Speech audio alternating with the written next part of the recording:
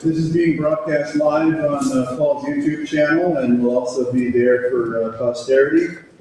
So don't be shy about your questions. Don't let them get away with anything. Have a nice evening.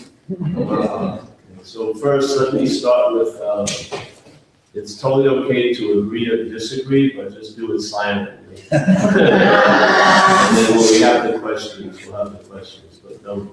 It's sort of like baking a souffle. You don't want to open the oven door. Yeah, trust me. Chef on Chopped. I won the contest. So I don't know, I've had a bug up my butt for 2 months. Sharing this one point, I was in a garage sale at my house, and I found this old book I got in India. And this statement I'm going to read and start off. This is like a primer of the pump, you know.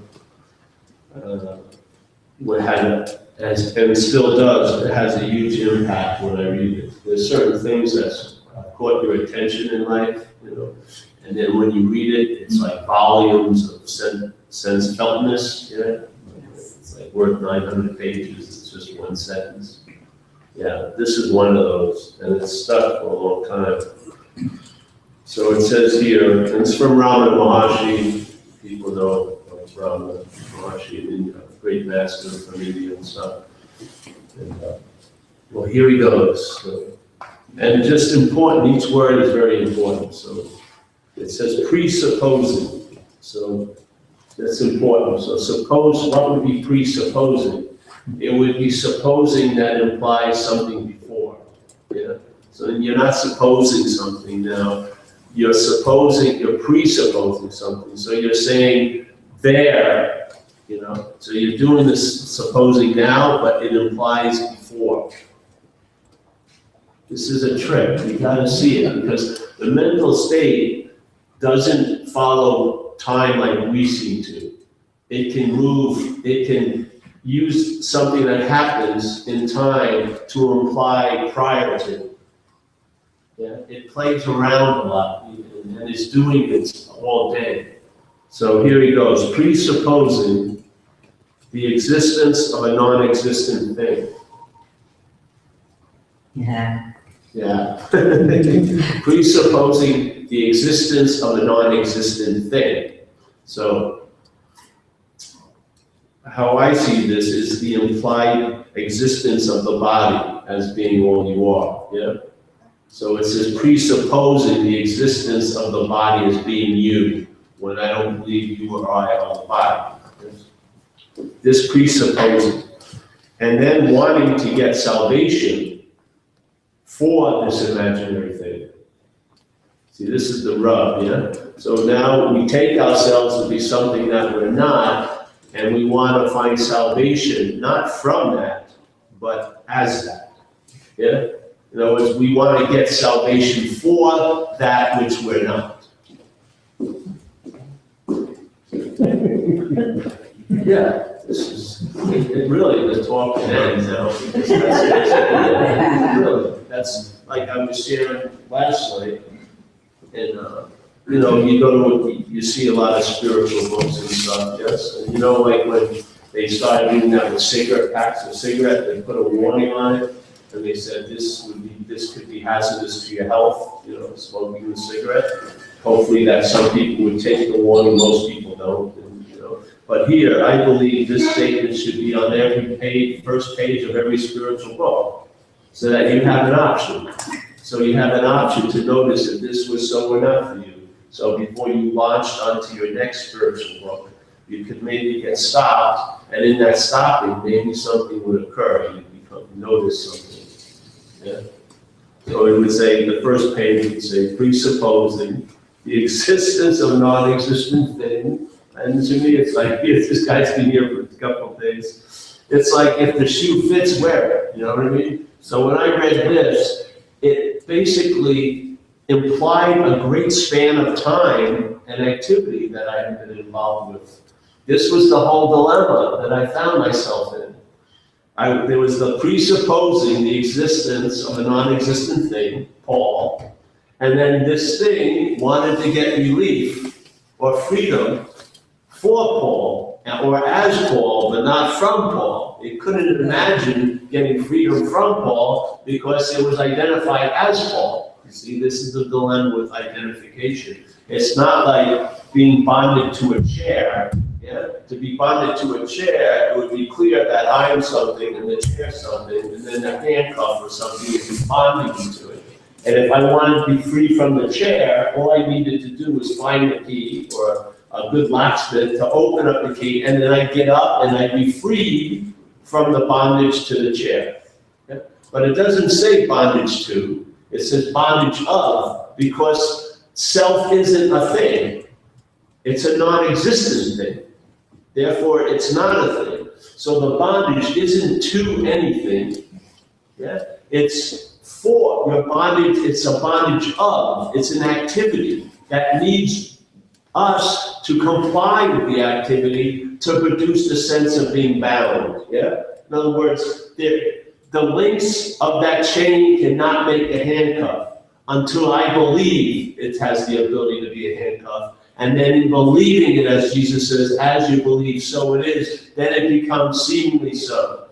And seemingly is an important word. If you check it out in the dictionary, it means it appears to be true or false to you. So basically, you could say everything here is seemingly. Yeah? Everything is not resting on its own merits, it's resting on the merits you give it. Not you as Paul, you think you're the one that's giving it, but mine. You know? So you and I, as the Course in Miracles says emphatically in Lesson 2, that you and I get everything all the meaning it has. That's what's happening here. You and I are getting everything all the meaning it has. Now, what happened is this has been given a meaning, and this has been given the meaning of being me. And in most cases, when I start and move, anytime I move into the world, I move from this reference. And what happens if it's false? What happens if it's a little off? Yeah. What happens if it is a non-existent thing that we're busily presupposing, yeah, to be us? Well, this is what happens, he says. When your practices themselves, yeah, so when you're trying to practice or do yourself into salvation for this thing, you know, for Paul to get realized, let's say, it says, when your practices themselves become a means of giving life to the non-existent thing, how can they destroy it? You see? Now, if it was something else, maybe what you did could destroy it, but it's nothing else. It's non-existent.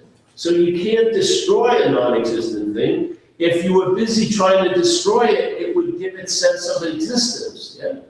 In other words, we would give it all the meaning it has by out running away from it, or vanquishing it, or beating it, or therapizing it, or changing, trying to change it so much, we would give it the relevance that it doesn't actually have.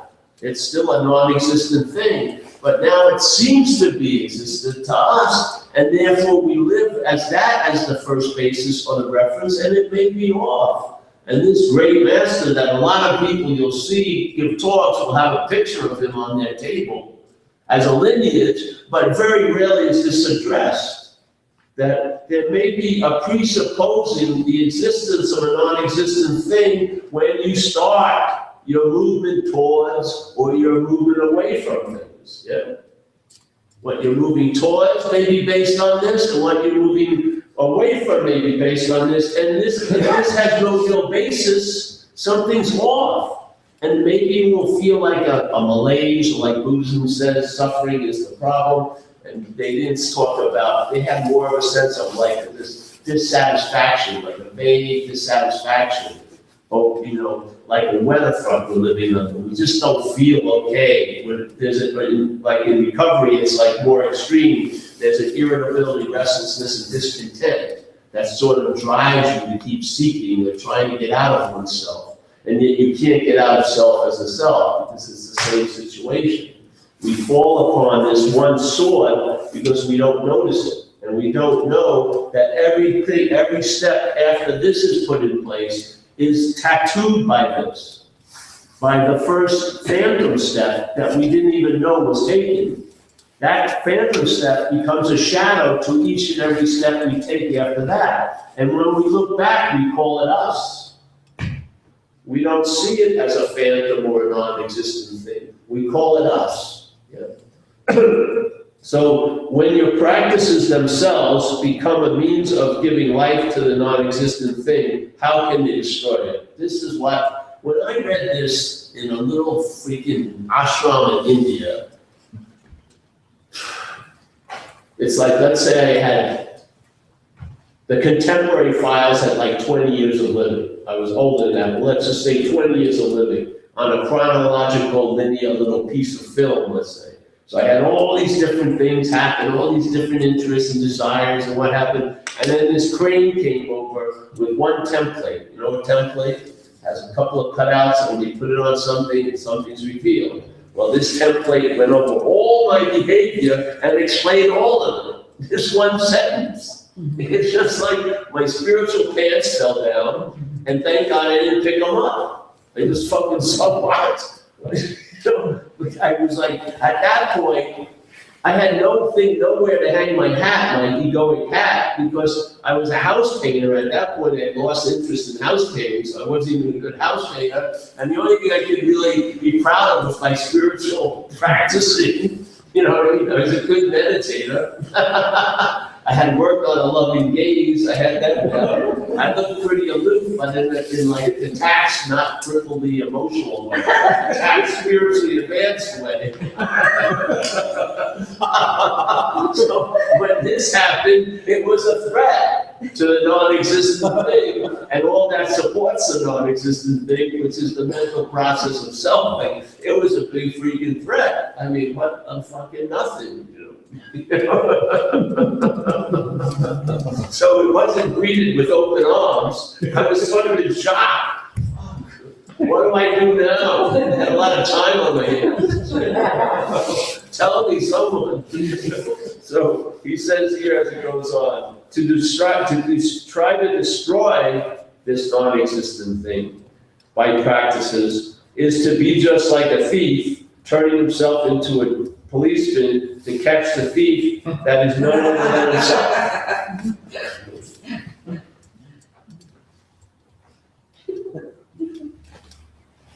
This produces a big pause in me. I don't know about everyone else, but the choo-choo train of self-will gets derailed, and I'm sitting there. And in that pause, everything can be revealed. What happens if you may be prior to the formulation of that non-existent thing as you? Yeah. Maybe you're prior to all the need to get out of any kind of bondage. Maybe the freedom from bondage is prior to bondage, not after the bondage, you know, prior to the bondage. Maybe the prior freedom has nothing to do with freedom from anything. It's inherently, innately free of anything, yeah. Maybe you're more of timelessness than a process of time. It could be. If you get moved to that square, it may really resonate with you, yeah? And you can call it pretty, you know, this is like home. And now, blue is seen as blue and red is seen as red. Things become clear. There's no more metaphysical questions. It's like just, where are my keys, you know? There's no freaking abstractness. It's so clear. Basically, there's nothing that's needed to be done, but there'll be a lot of doing. But there won't be the sense of being the doer. Yeah? The doing can't produce the sense of doer. It just facilitates the mental process. It gives the mental process to claim the doing and then use it to imply the doer. And that's what the first and largest movement of selfing is, which is like a thief in the night. It's the claim. So what happens is it becomes cognizant of some faculties going on, like thinking, feeling, doing, and then it claims the doing and the thinking and the feeling by calling it my feelings, my thoughts, and my actions. So now it uses what happens with or without you. You've had experiences, if you think you're a body. When you were a baby, there was no sense of being other for quite a while. Yeah? So there was a lot of actions happening and a lot of feelings and maybe a couple of thoughts were coming, and yet none of them were coupling with the idea that you were the thinker or you were the doer. You know what I mean? When you see a baby take a shit, it's not looking like embarrassed, you know, just like that. There's no sense of doership whatsoever, but there's a whole lot of doing, yeah? So what happened? The mental state grew, the brain developed mental processes, and one of them was sort of like an organizing principle. It says, listen, the way to explain this incredibly insane place is that it's happening to me. All right, let's ground this idea of being a body, but a special body, me, and let's live in that kingdom. Okay, see what's happened. For me, what happened was that sense of life is happening slowly but inexorably started getting turned like a big Titanic into life's happening to me. Yeah. And then the feeling of life, which I think has joy and wonder, evokes joy and wonder and miracles and spontaneity in one who's appropriate, now it started getting replaced by an interpretation, a mental interpretation, based on what's more important than now, both yesterday and tomorrow. Literally, isn't it? The thought system definitely values yesterday and tomorrow more than now. It's using now to think about yesterday and tomorrow. If the thought system recognized how valuable now is, it wouldn't be thinking as much. It would be sitting in the silence and being in this presence. But no, it takes this opportunity to obsess about itself as a long-lasting, independent identity, a body. And so by thinking about you, the you that you think about is a body. You do not think about yourself as spirit. You can't. And even if you say, I'm thinking about myself as a spirit, it's still framed as a body. The thought system pictures you and me as a body. You know, as the Course in Miracles says, the brain interprets to the body. So the brain is interpreting this whole event to the body. So the brain, if you're listening to the brain all day, it believes you're a body, nothing else. So obviously it'd be quite easy to sort of fall for that and now take your new starting point, a new reference point, where instead of sensing the onness or the awareness or the consciousness or beingness, you now hope to sense all that stuff from the idea of being a body. So now you want an experience of being instead of being the being. You want an experience. You want to have a real high of bliss, but not really truly realizing the ocean of bliss. Yeah.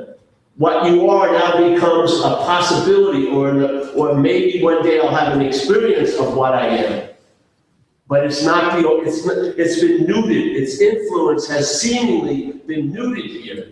And we're living an incredible interpretation about yesterday and tomorrow. And even now, the here that we believe we're in is a mental here. It's a mental here. It's chock full of yesterday and tomorrow. Because every time you think about today, it's just a shadow of yesterday, and it's projected or forecasted as a future event. As the Course in Miracles also says, we see only the past. To me, that's a form of blindness, isn't it? If I was seeing only the past and wasn't able to recognize now, I actually would be blind to the now. And so if I'm using that way of looking, called self-centeredness, to find what I am, I'm going to be blind to what I am. Because what's looking, what's seeing is what you and I are looking for. It's inherently the case. We are awake.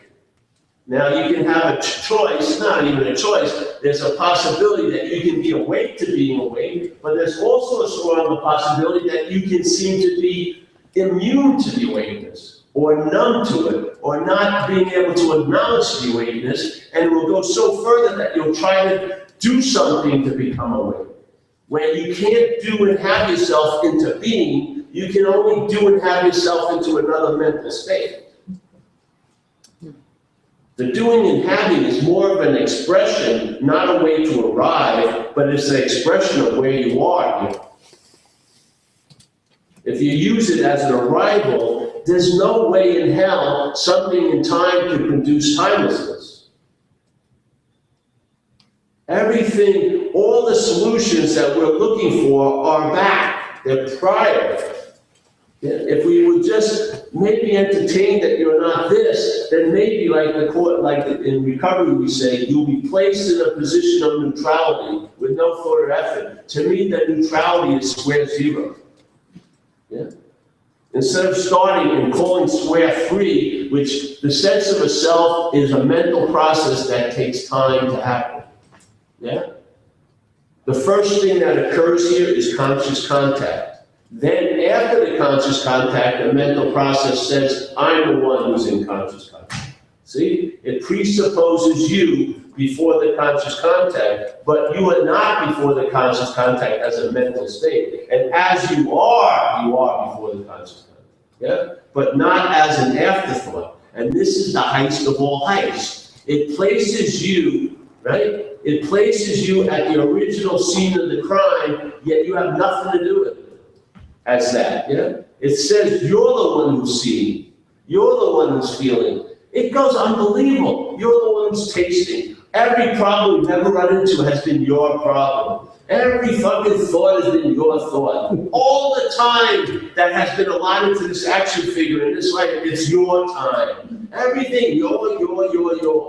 And you don't believe there's a huge difference between time and your time? Look at the simple example. Put the word love there, put the word sex there, put the word money there.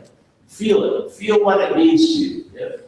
I'm not going to change the word at all, yet I'll change the weight of it, unbelievably. And yet I don't change the word. Just put my sex, my love, my money. It's totally different, isn't it? Like I always say, I want everyone in this room to have a lot of money, but I don't want any of you to have any of my money. See? It's money, but the mind makes it totally different. That's the self thing. It's the mind, the eyeing, the meaning all day is it's like they say in physics. The greatest influence of any experiment is the observer of it. And another statement in physics is observation distorts what's observed. So every time we lay an eye on something, we make it something. And then we want to know it. And to me, the knowing that we know mentally is a neutering. It's like the thing I used last night. You go to the river with a glass of water, you get some of it, you think you got the river, but you've missed the most important essence, the rivering. Yeah? The flow is that you can't capture the flow in the glass. You gotta jump in the senses. You gotta jump in the river to get the rivering. Yeah. You can't take a bit and go, oh, I know, this is the Colorado River. I know it, I got it, I know it, put it aside, let's get on with other things. This idea of knowing is so cursory, it's like not even landing. You just sort of touch the surface of something. Oh, I know. Oh, no, I know. Just like in recovery, people go to one AA meeting and they think they know recovery.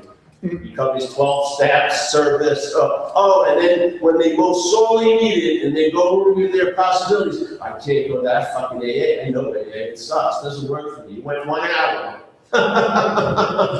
And now you're extremely knowledgeable about it? It's giving me a break. It's the whole head is, I don't know. When you don't know, then you're relegated to finding out. And finding out can be very convincing. If you knew this one sentence in your gut, you could bypass 8,000 pages of scriptures. You wouldn't be walking in buying a 1,200-page book on consciousness. You would know what consciousness is by the living of it. Yeah. You won't have to rely on some dead authority. You very rarely will rely on the live authority. You got to go with a dead one because it's easy to make up something about. You know what I mean? You wouldn't. This one thing is worth thousands of books. Because if this isn't addressed, everything is going to be addressed from that point that wasn't addressed. Everything is going to be addressed by that point that wasn't addressed. You mistake this little one, it's going to follow you every other step of the way. That's exactly how I felt when it was broken to me. It just totally, like an avalanche, just washed away a lot of stuff, all at once, like a flash flood. Yeah. And then there's another beautiful statement that always does it for me, which is out of the Course, where it describes, I believe, everyone's day perfectly. And it says, you and I are the dreamer of the dream. Yeah. I like to use the word dreaming. I don't like the idea of nouns, you know? So you and I are the dreaming of the dream. We forget that we're dreaming. Now, to me, that was what was interesting to me. How the hell are we forgetting that we're dreaming if we're the dreaming? Well, how it downloaded to me is we're remembering ourselves as a dreamt. I'm remembering myself as a dreamt, and in identification with this, I seemingly forget that I'm dreaming. All right, so now in this condition, everything I dreamt now has power to affect me as this. Thoughts, feelings. You know what happens when you own a thought? It owns you, doesn't it? As soon as a thought, up here it's nobody's. But as soon as the mind goes, it's like a fucking net, you know, like a fucking butterfly net. My thought, now the thought's captured and then it owns you. It's like people want a bitch, they want to find a way how to shoo the moths from the light. Just, you know, undo the bulb. The moths aren't that interested. They like the light attracts them. Take the bulb out, they go. Yeah. You're the gravitational pull. Thoughts aren't driving you crazy, they're being used to drive you crazy and actually to produce the you that's driven crazy. And then when you get the great relief and they stop, there'll still be a you that they stop driving crazy. The you doesn't go away when something comes and something goes. The you doesn't go away when you have an ego or when you lose an ego. There's still the feeling of the one who had the ego and the feeling of the one who lost the ego. That's the bondage. It has nothing to do with the topics. Doership, non-doership, both of them can be bounding mechanisms. If you feel you're the one that's doing something, and if you feel you're the one that's not doing something, they're both changing. The freedom is prior. You are inherently, totally dismissed of all the shenanigans that are going on. Doesn't mean you're not interactive. This is an action figure. This is a world of experiences, and you're going to have experiences with this interface. But what you are is not an experience. And it can't be experienced. You cannot turn these senses upon what's driving through the senses. What's seen is never going to be seen, ever. What's feeling is never going to be felt. What you are is so you, nothing can find it. Because every time you're looking, it's you. Like St. Francis says, what's looking you're looking for? So you start going, where? You're thinking if you move fast enough, you catch yourself. Or I go, oh, I'm not really interested, trying to catch it. You're never going to see. The eye's never going to see itself. It's always seeing, but it never sees itself. We want experiences. We're experience junkies. We are. We'd rather have an experience, a real high experience, than be stabilized in an incredible sense of okayness. Because you can't write a Facebook blog about ordinary dog shit awareness. You can't. Oh, well, talk to you tomorrow. There's no bells and whistles. No one's coming up and, oh, you're so clear looking. No, none of this shit's happening. You're just going to stores, doing this, doing that. But you're aware that you're incessantly on. That's just all it is, really. It's much better. You can flaunt experiences much more than this. This is nothing, there's no shine to it, literally. It's totally empty. When I do these talks, I have not gotten one thing out of every fucking talk I've ever come to. Not one bit. I haven't mined one experience out of thousands of opportunities. Not one bit, not even a drop. Not even a drop I squeezed out of it.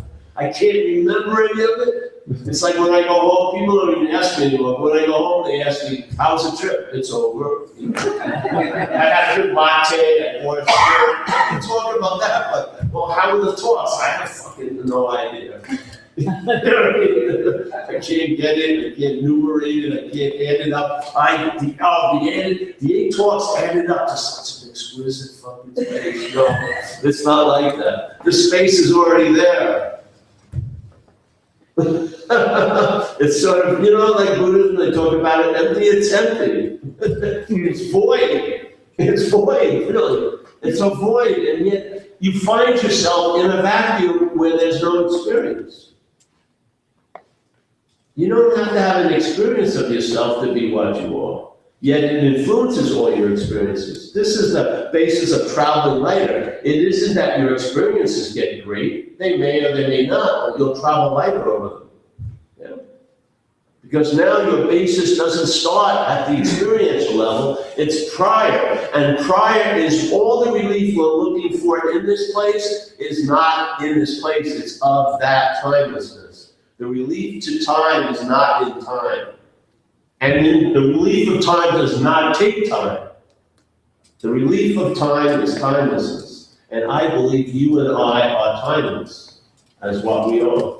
And we're having seemingly an experience in time. Because you have to have time to have an experience. There has to have time for something to happen. But what always happens needs no time. What's always here needs no time to arrive, and it takes no time to depart because it doesn't arrive or depart. And it's also, it takes no time to culminate or crescendo because it's complete in and of itself. It's not in a process to become being, it's being. Yeah. It's not willing and wasn't, it's being. It's complete, a total different modality than the mental self-centeredness most of us are saddled with. So when we use these eyes that have been totally manipulated, we're blind to what's seen. That's the problem. People want to start looking for what they are instead of just realizing I don't know and then finding out what they are.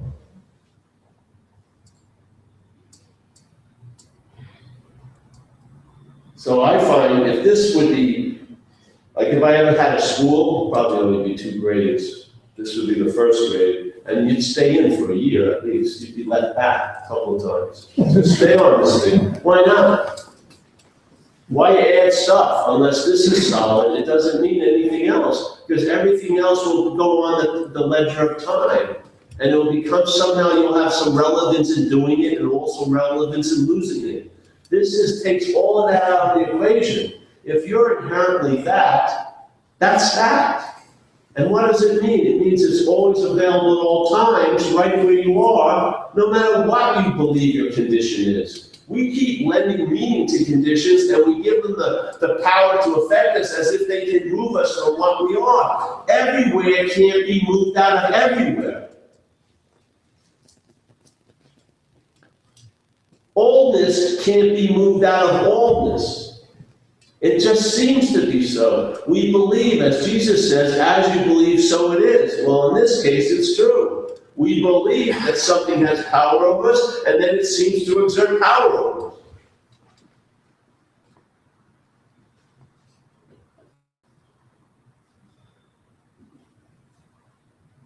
I could go on and on. There is all these activities that have been claimed, and for me, I call it selfing, and their main point is to imply or presuppose or assume or infer this non-existent thing as being you. That's what they do. If you look at the thought system, it sure sounds like you have a lot of shit to do with shit you have nothing to do with. It's constantly saying, like, just with the knee went out in the water. But how I would usually say, what happened? I hurt my knee. So if you can hear it, it sounds like I went in the water with a hammer, and I started banging my knee until I was sufficiently convinced I hurt it. I hurt my knee. I didn't hurt my knee. I was in the water having fun, and it went out. But the way we talk, it's like I had something to do with something I had nothing to do with. Okay?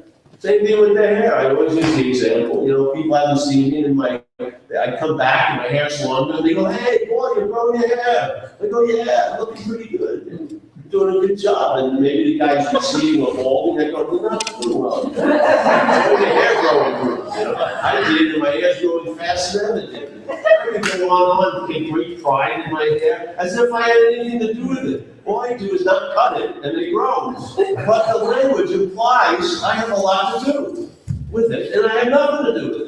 It's doing it quite a lot. It's constantly assuming you're the big mover and shaker. It presupposes you're before every feeling, yet why is when you have a feeling you don't like, and you go, "I didn't want to feel that," but it's an afterthought, isn't it? You felt it, isn't it? It isn't like before the feeling you can go, oh, I didn't want to feel that one. No, it's the feeling occurs and then your head says, I didn't want to feel that. But you felt it already. The feeling always beats the afterthought. Yeah.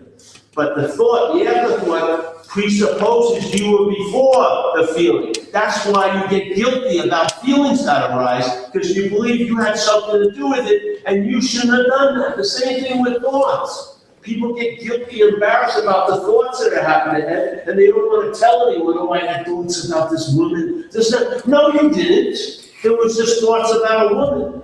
But we presuppose that we were the thinker, and then we get guilty or proud about it. It's all fucking claiming.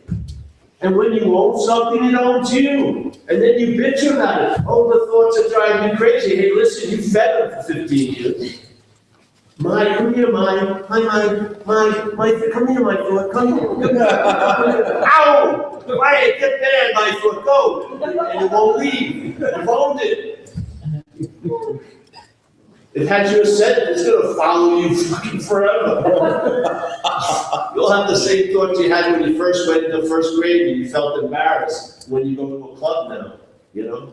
I bet you everyone's looking at you. You had the same thought when you were 8. You know what I mean? It's all rehashing. The only thing it changes is scenery and nouns, you know? Instead of Sue breaking your heart, it was Mary. It's the same fucking thing. Everything is rehashing. We call it recovery resentment, which means to refeel. Everything is refelt here. Everything is rethought. Everything is rehashed. Everything is redone. It's the same. Just it's sort of like a marathon runner in a closet, you know? And yet what happens is like every 5 laps, they change the scenery, so you feel like you're in the new race. But you just, you know, you've lost all possibility. It could be different, so you're thinking, but if the door would just open, no, you rush out and you run and you fucking feel like fulfilled. Yes, that's what the mind is like. We got it in a freaking straitjacket of a thought system, which is failed, by the way. It's a failed system, and we have it like this marathon runner in this thing. So when it entertains freedom, it's like the only way it can entertain is maybe one day I will be free. Don't you notice that? Or okayness. Oh, I hope I will be okay after this passes. Everything has been displaced in time. It's hidden there. The heist is going on completely. Right now is all there is, and yet all that could possibly happen now has been hidden in time with the hopes that will happen. You think if I get that, I'll finally arrive. It's like, you know, we used to have this old story about a guy sitting in his 1-bedroom apartment. He feels really good. It's Sunday morning. He's planning on a nice day, and he's reading this Sunday paper, and there's like a 2-page color printout of a beautiful couch, you know? Really beautiful couch. And then he looks around his apartment and he realizes he's couchless. You know, he doesn't have a couch. And he's starting to think, fuck, what would happen if I had a couch? Maybe I meet my future wife and we could see our first child on that couch. And now the couchlessness is getting more important. And why are all those friends I know have couches? Why didn't they tell me how important it is to have a couch? And now you're resenting people on couches, and you're like, suddenly you're having a great day. Now it's not such a great day because you feel couchless. You know? So what happens? You decide, all right, I'm going to get a freaking couch. And so you're working hard, and you call your deep friends up and talking about the couch comes to like, or the retreat you're going on, and they're bored stiff, but they don't want to say anything because they need your approval too. You know? So yeah, Bill, it'll be great when you get that couch. You know?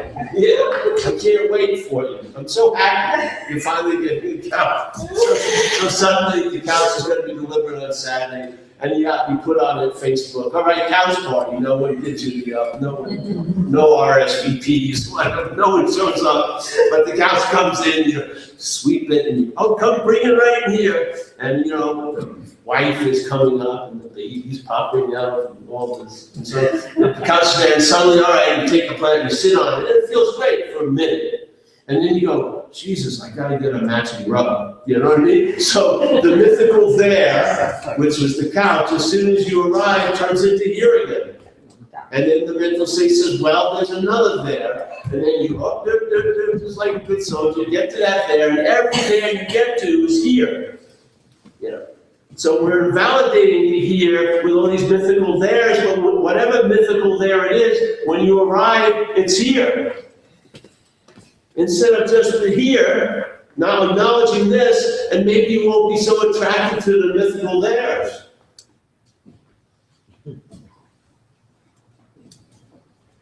All you need is a possibility. Everyone in this room has tons of faith. All of us have tons of faith already. It's a force of mind. Faith here manifests through the vehicle it's put in. So if you have faith in the thought system, it's going to produce anxiety. Your life is going to be more determined by what's not happening than what's happening. And in what's not happening, anything can happen, and the mental state has a field day, imagining terrible shit most of the time. And yet you believe it, so you feel like it's happening now, when it isn't, yes? The same faith, if not put in the failed system, and maybe surrendered or given up, that same faith can produce an ease and comfort in your condition right now, in your skin, and in the circumstances you find yourself in. It's the same energy, it just matters what vehicle you put in. In a sense, that's what we are. We're like a two-seater, yeah? Either we fall for the mental interpretation, or we have some accidents concerning it. If you abstain from that, you won't be having to fight what's not happening. It will be overridden by one simple fact that this has, which is it's happening. Yeah. You'll be anchored here because it's here. Yeah. And you'll have an immunity to there and then. And all of these things that you believe had to be produced by thought or effort will come as a byproduct of one thing and one thing only, of stepping back into the priorness instead of going ahead looking for it forward. Yeah? But stepping back to realize you're not this and find out then from there what happens. What will you find out if I'm not this? You may find out that you are what you're looking for, as what some of the great little cryptic statements are, like the seeker is the sought, yeah?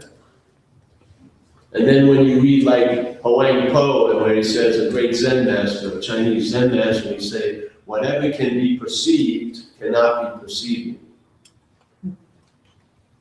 That can save you tons of time. Or you can't use the Buddha to seek the Buddha. You can't use mind, big M mind, to seek mind. You can't use the light to seek the light. If you do, for eons, it's not going to work. Because maybe in this case, just like it says here, maybe if you're looking for the Buddha, you're in the active denial of your own Buddhahood. It would be the best way to hide your own Buddhahood by looking for it outside, wouldn't it? It would be the same thing as this presupposing a false existence as being so. Yeah? We also make up Buddhas with the hopes that if we met them, some of their Buddhahood would rub off on us. But in a sense, we're actually in the denial of our own Buddhahood by seeking the Buddha. And the same thing, we're denying that we're mind by using it to seek mind. Why would mind look for itself? It's seen from itself all day. To look from itself, it must have been objectified by the false subject here. If left alone, you're looking from it all day. You're never going to find it because you're looking from it. That's why things aren't working. That's why spiritual practices aren't bringing you to the point, because this template cannot be overrun by doing more. Whatever you're doing, it's going to imply the doing to point to the doer, or it's going to make the attempt. Now, you can stop it in its tracks by seeing it, but if you find yourself looking from it, you won't even notice those tracks. You'll be leaving the tracks every step of the way. But if you see it, it has the ability of not being able to couple with you. Yeah?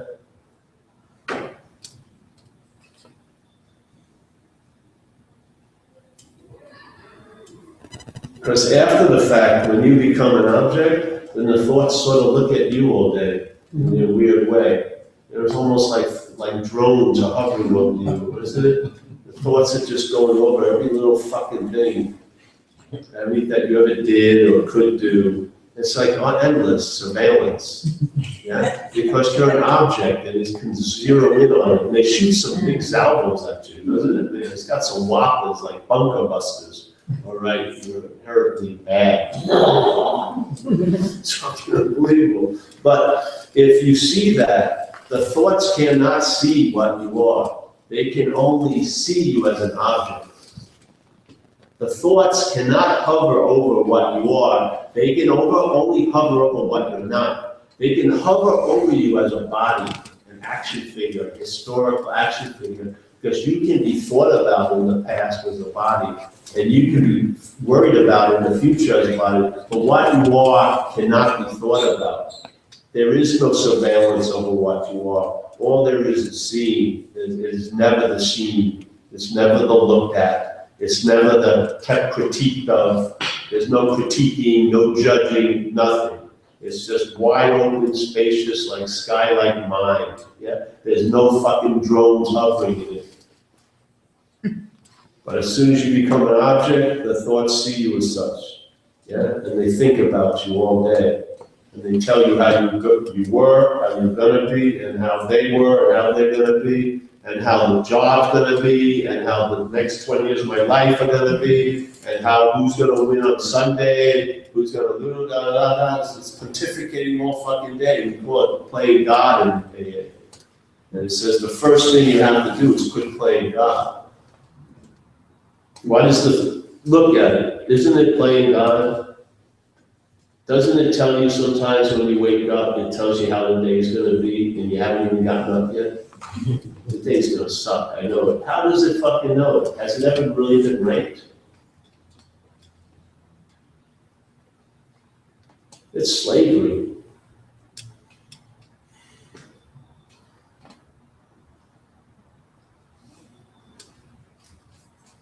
You either look from the chains with the hopes of finding someone to get you out of it, or you see them and realize you were never in it. One takes time, may not work. One's timeless, it doesn't need to work. Yeah, it doesn't take a second to get out of an imaginary place. It doesn't take a second to solve an imaginary problem. You just have to see what's so. Because when you see what's so, or actually when you see what's not so, that's the seeing of what you are. You are that which sees what's not so. Yeah.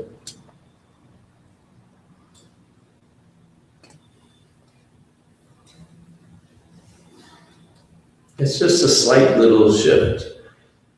It's not truly prior, but I like to, you have to paint a picture for the mind to get it. But it's sort of like taking a step back, and you're just a little bit, so instead of seeing from here, you look, you see it.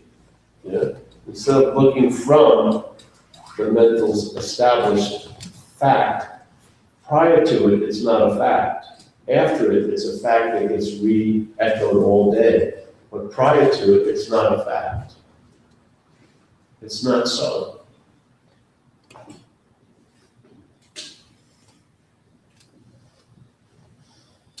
We come here to have satsang.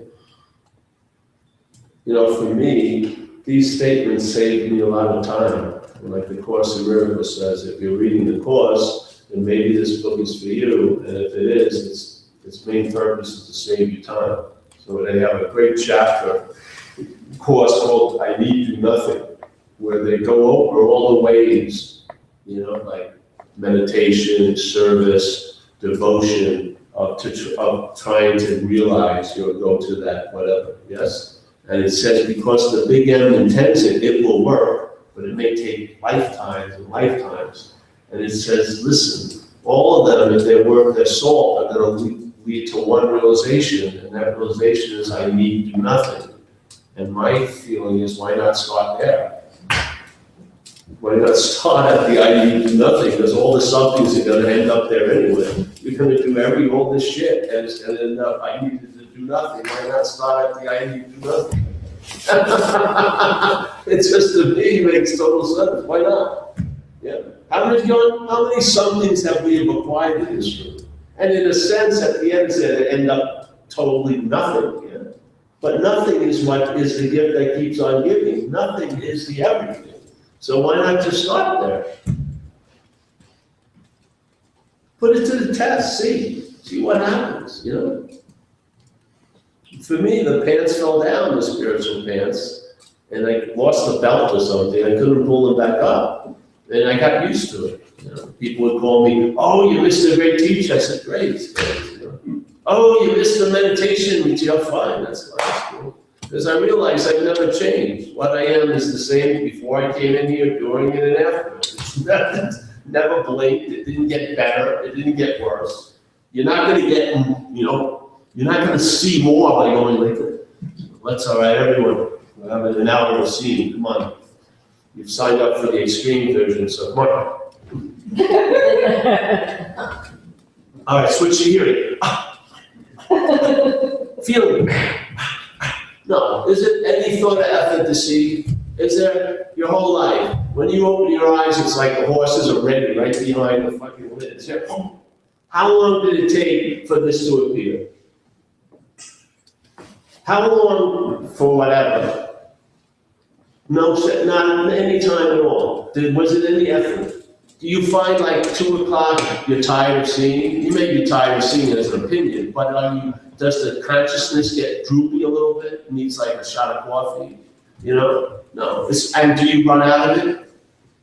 I mean, geez, I saw so much today. I won't have enough for the weekend. I'm gonna fucking close shop for a while. No, you can see tons of shit. It's never gonna overwhelm you.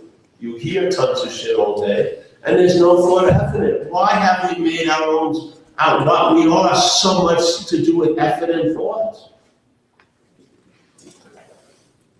What do you most see? What's the most attractive thing when you see a little baby?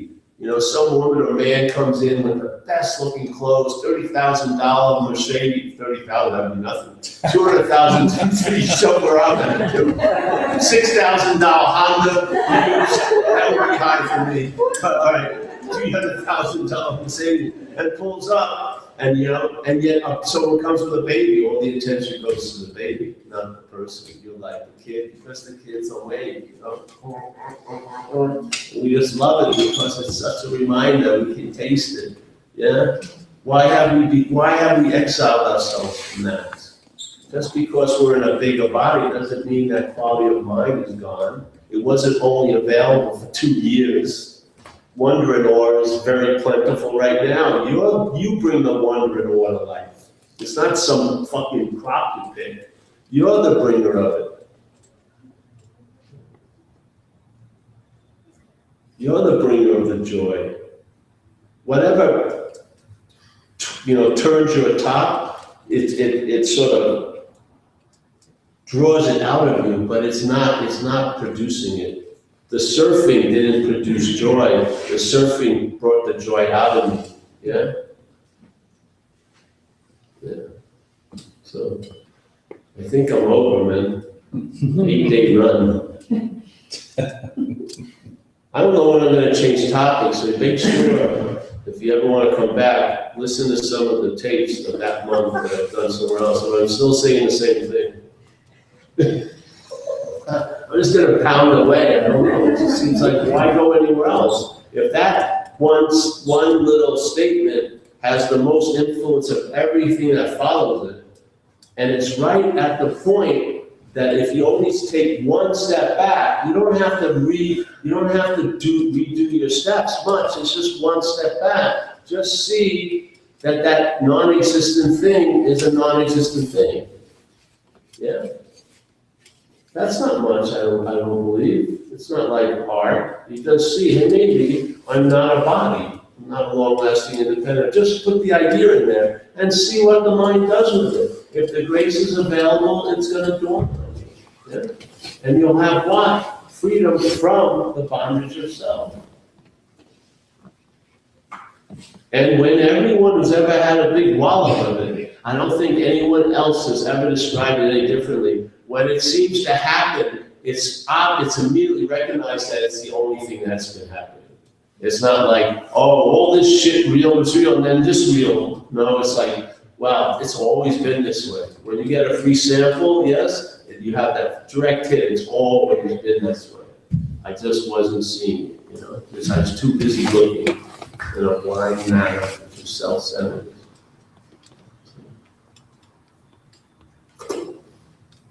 That's it. Any questions? Yes? How are you, honey? I'm doing great, how are you? Good. Good, and I'm glad to be here with you, thank you very much. I find, this is prompted by your saying, when you surf, the joy comes out of you. So I find that I'm gravitating now towards things that I enjoy, and I don't know if that's just another, Don't put too much thought in it. okay. Just enjoy it. It's what, I feel like I would You're say not under the kid review in the all candy the time. store, You know what I mean? If you, something, like when you were a kid and you went to the shovel, you didn't go, well, should I be going to the shovel? You know what I mean? Or you saw the sand pit, you'd run right in, you go, should I be going to the sand pit? That's true. You didn't have this fucking reviewer going on. If something moves, you go for it, why not? Thank you. Shoot, isn't it about time? Yes. Does everything have to be put under review? Shit.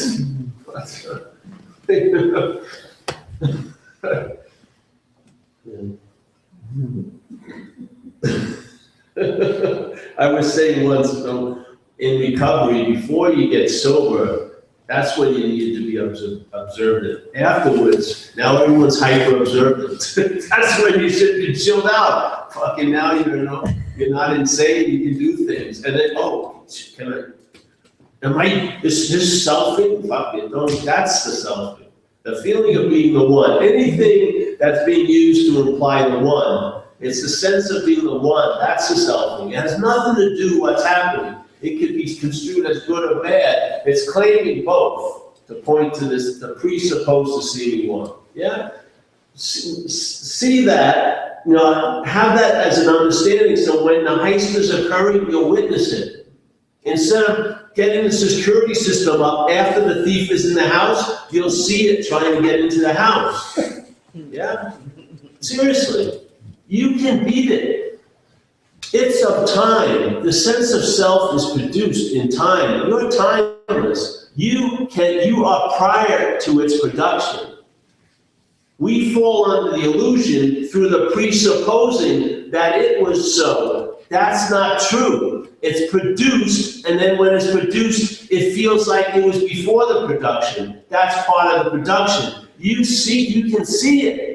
And when you see it, you're not looking from it, and then its influence is weakened terribly or greatly, however way you want to look at it. From its point of view, it's terrible. Let me give you another example, because we have time, right? You want? Yes? Okay. All right. I'm going to use the old snake story.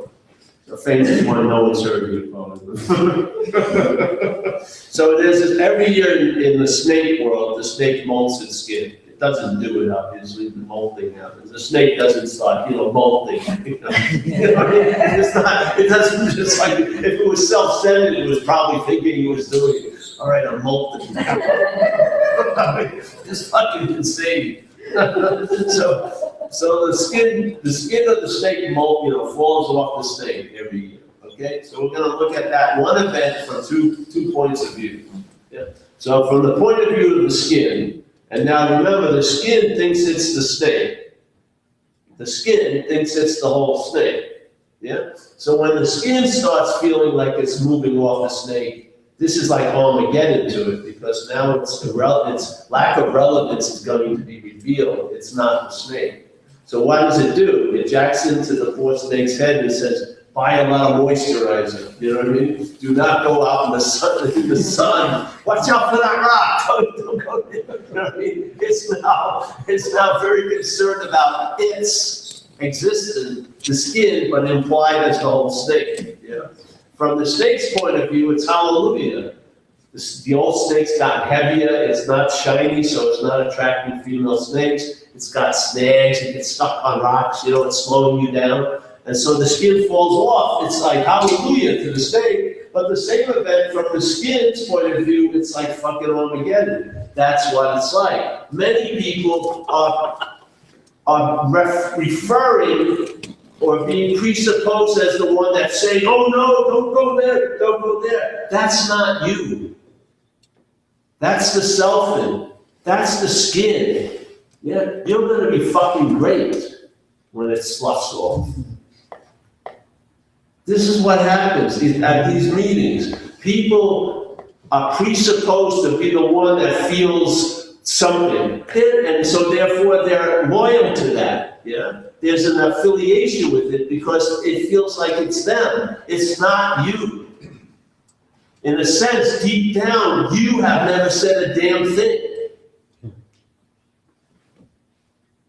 You're just always available at all times, right where you are, no matter what the seeming conditions seem to be, with no requirement necessary except on your side to meet it. Seriously.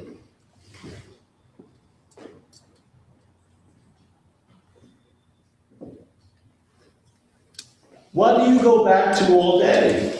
That honest, yes? Our interest and attention enslaved to the selfing, what it goes back to is deemed to be in, which is the brain, but the brain is out also. The brain is a thing. It's out. This is all out. Yeah? Like everything else here is a dualistic movement, like the universe breathes, expands, contracts, the lungs expands, contract, everything, you know. Everything that's, well, interest and attention is sort of like that. Interest and attention goes out, you know, onto things all day. And then in a way, its true orbit would be to go in to nothingness, yeah, which is its source. But what happens is it gets stopped at the border by this big billboard with your happy face on it. So it says, this is you, bing. And so you say, you went in. This isn't in. This is out. What you call your in, oh, I'm gonna go home and go in. You're not going inside ever. This is outside. In is not a thingness. In is no thingness. Out is thingness. This is a pure, perfect out. And the brain is out. So when you go out all day, and then you're thinking you're gonna go back in and review the day, you're reviewing the day out. You're not getting the perspective of no thing on thingness. You're getting the perspective of thingness on things. Exactly. That's why the Course says what you are doesn't understand what the fuck everything's being said up there, because the brain is interpreting to the body. The brain's language is out, and it's interpreting everything out. What we need, what's the greatest leavening agent here is nothingness. A little of nothingness will go a long way in thingness to allow you to travel lighter in thingness. Yeah? But there's no relief in thingness with another thingness. It's of nothingness. And where our interest tension goes there, unless it's stopped by the mental roadblock, which is you, the idea of being a body. If you can just question it, your interest tension will fly back into its source, and your real relief here is brought to this place through you. It's not found out here. You bring the relief. Your interest attention goes into the nothingness, and as it's moving into here, some of it drops on you, and you get a little lighter. Yeah, and you feel it. It's like it's the perfect breath finally. Not this is called the loop of self-importance. You know, just boom, boom, boom. Everything's seen by me. Everything's heard by me. No, everything's heard by everything's seen by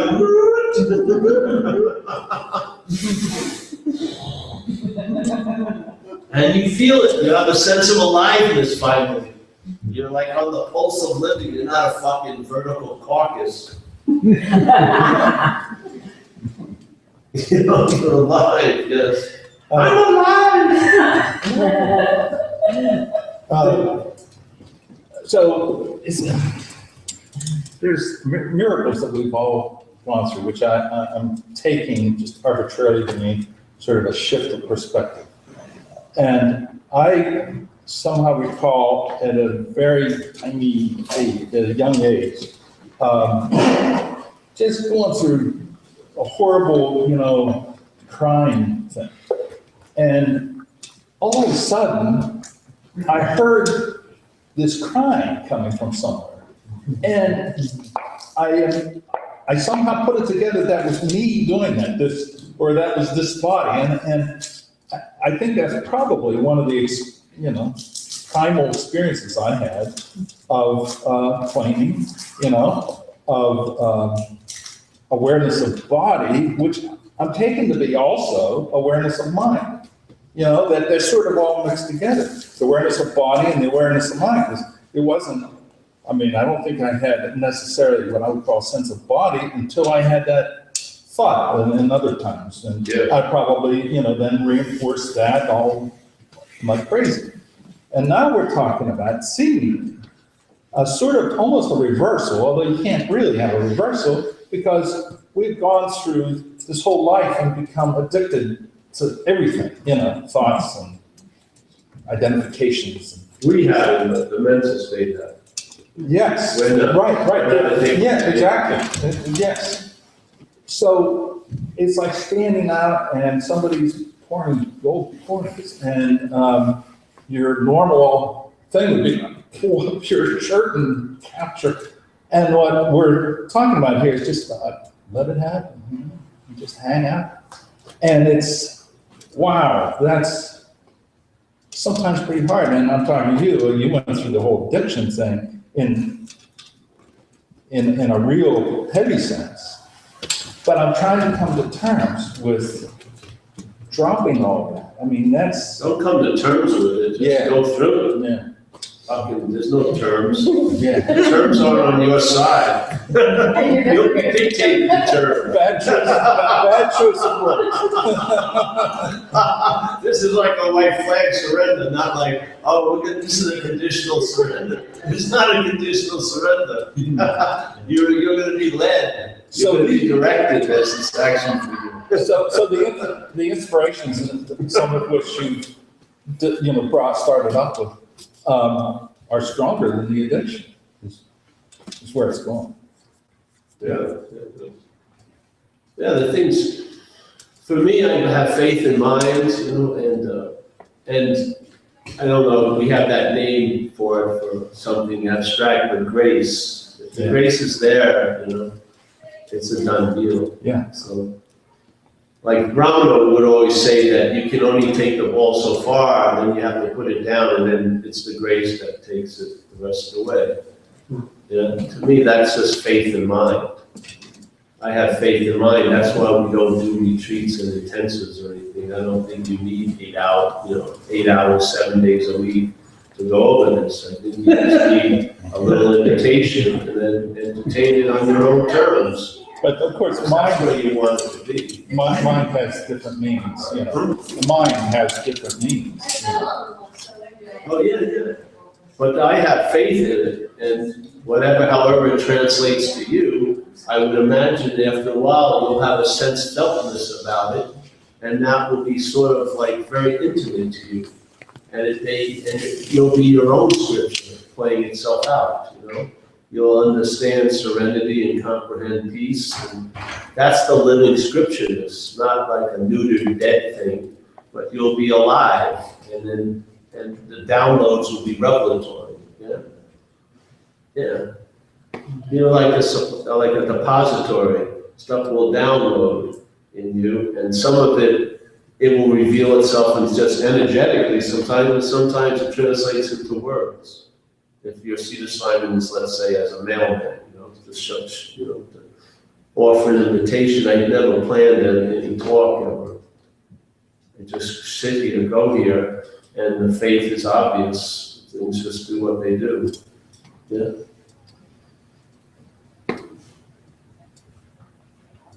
Simple as that. But now it's alive for me, at least. It's a very intimate sense of prior to experience. And then you start realizing all the personalities that you've had were experiences, really.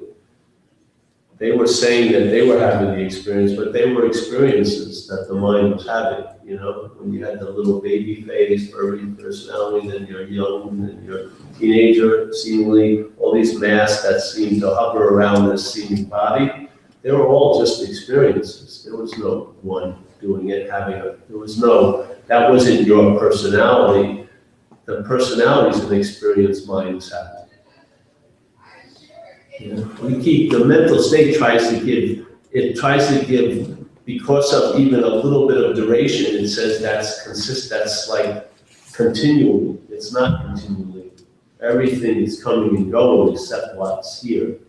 Yeah, and I would say we are what's here. So when the selfing gets arrested by something happens, or something like you get an accident, or something just wakes you up to the moment so severely, something opens up, right? All of that is just what you come to is what's always so, yeah. So when the selfing stops, you continue. When the selfing stops, when thoughts stop, you continue. When feelings stop, you continue. You are the real priorness, not the presupposed, but the actual one. Yeah. And I believe that's what you're looking for. It's what I'm looking for. What's looking is what I'm looking for.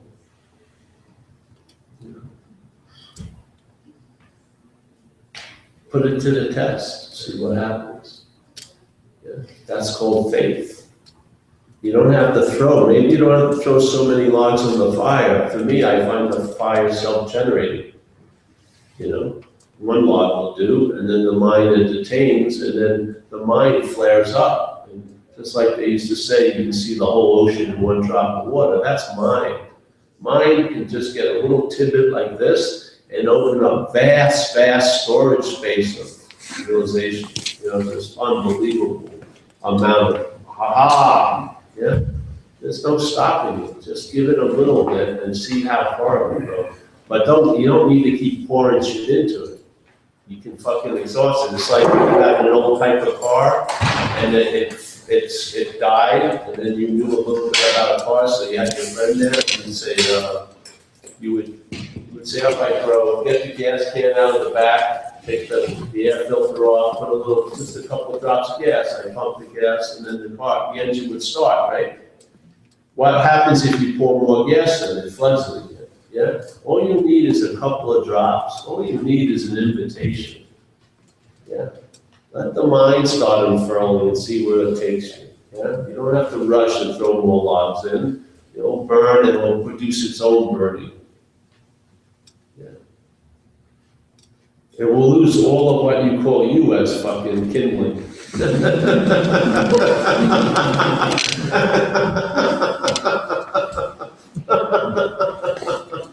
You won't be walking by the fire, you'll be the fire.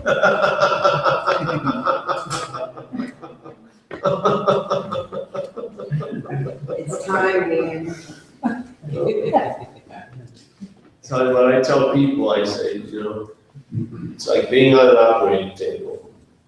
Don't get up, don't play doctor, and everything will work out. Let the undoing keep going, man. What's undoing the only thing that can be undone is what can be undone.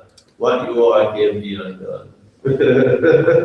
What you are doesn't slough off. What you are doesn't need moisturizer. It doesn't need a lot of vigilance. It just is. It's emanating in and of itself, yeah. You don't have to stoke it. Like they used to say in Zen, you know, polishing the mirror.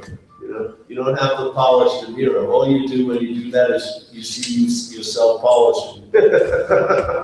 Step away and you'll see the incredible infinite reflectiveness of the mind. But when you're there polishing it, that's what you see.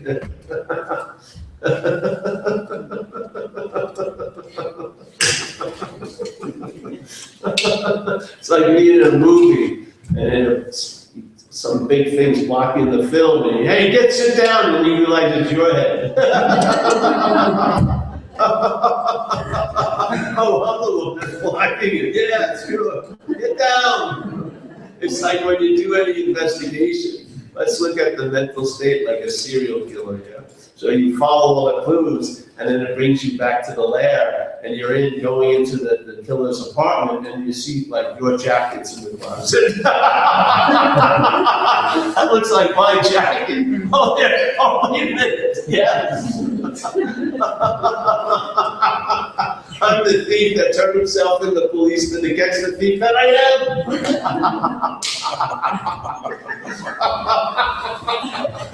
You don't see that as funny. I think it is hilarious. Because that's the situation we're in. You know what I mean? Where did you hide the gun? Well, I think it's in the drawer. That's my house anyway. It's right there. What? Oh yeah. You're coming in for investigating. You're coming in for questioning. Okay, who am I? You're waiting. The blood's on you. You're the killer. What happens is you find out you're the killer and you still continue to search. You just refuse to let it go on. Fucking no. I remember I read this transcript of a teacher I used to like. I haven't heard from him in a while. But he did a 4-page, it was like 4 pages where they transcribed it. And it was a very eloquent soliloquy on non-Jewishness. And the first paragraph after he was done, it said student. And the student goes, all right, I understand completely what you said, now what do I do? That's why it's like, this speed bump is unbelievable. It just pops up all the fucking time. Really, we can't seem to get prior to the fucking thing. Yeah, but we are. Yeah. That's why they revealed this. They didn't tell us this to torture us. They were trying to save us some time. They said maybe there's going to be a presupposing of a false, non-existent thing as you, and that you is going to try to get salvation. Yeah, but the salvation is only from the non-existent thing, not for the non-existent thing. But the salvation will be construed to be for it. And that's how nothing fucking works. It's like that old story where a new abbot comes to the monastery and he says to the guy, one of the monks, he says, I want you to go down to the library and I want you to re-edit, translate all the books. And he said, well, we just did that a few months ago. He says, I don't care, I want you to do it again. So this young monk goes down there, he's working all night with the candles and he's going over it and then suddenly he goes, what? And he runs up to the stair, he knocks on the abbot's door at 2 in the morning and the abbot goes, who is it? He says, I gotta talk to you, I gotta talk to you. So the abbot opens the door, he says, the word was celebrate. Not celibate.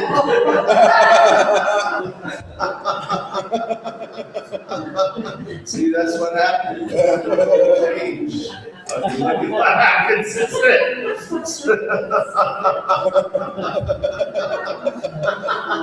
So you hear the message, you're alive and you're alive and you're alive. But the way the head is structured, it's taking itself to be a sheep before you know it. So when it hears the message, it may like the message, you're a lion, but as soon as it hits the sheep ear, it gets translated into I can become like a lion. That's not the message. That is not the message. The message of non-duality is not two. It's a negation, totally a negation. No affirmation, it's a negation. It's a clear seeing, not two, that there is no subject-object, there is no this or that, there is no separation, there's none of this, yes? It doesn't say what there is, it's just saying what there isn't.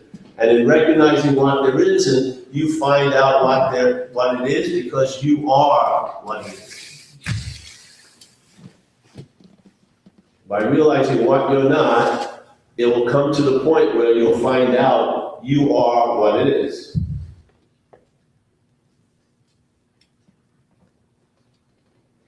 So some people in non-duality, which is very good, they'll say that you're not a body, and that's true.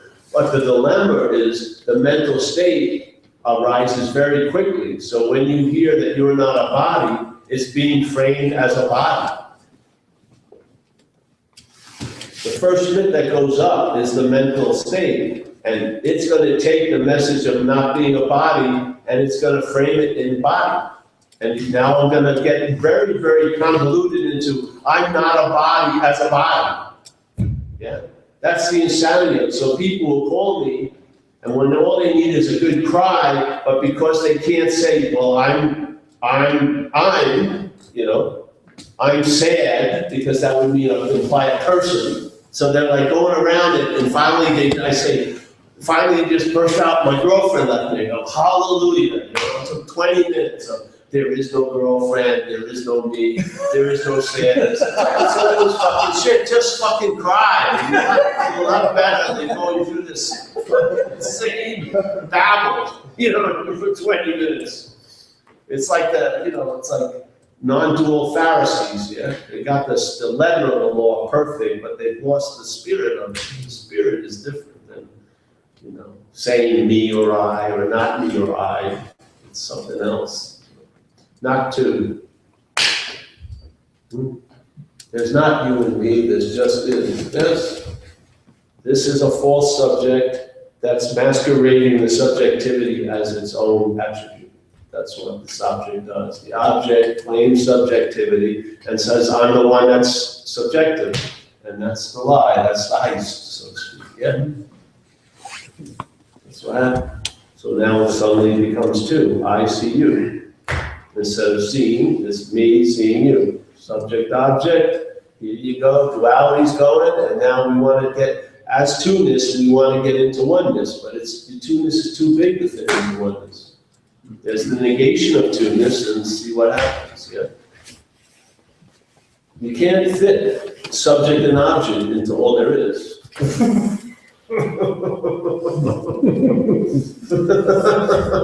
It won't fit. I don't, seriously. You can get the most spiritual canine jelly, whatever that is, that food. You're still not gonna move yourself in there. It's not gonna happen. You can keep trying. If you like being lubed up, go ahead. But seriously, you're the one that's getting poked. No. Weird one. Oh, yeah, I better get one. Going X-rated now. It's been too many days. So thank you so much for coming.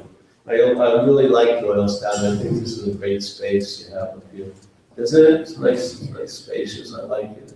And I want to thank Jeff for setting it up. Yes.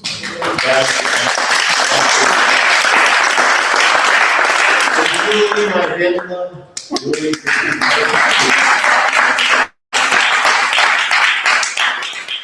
Brenda is navigationally challenged.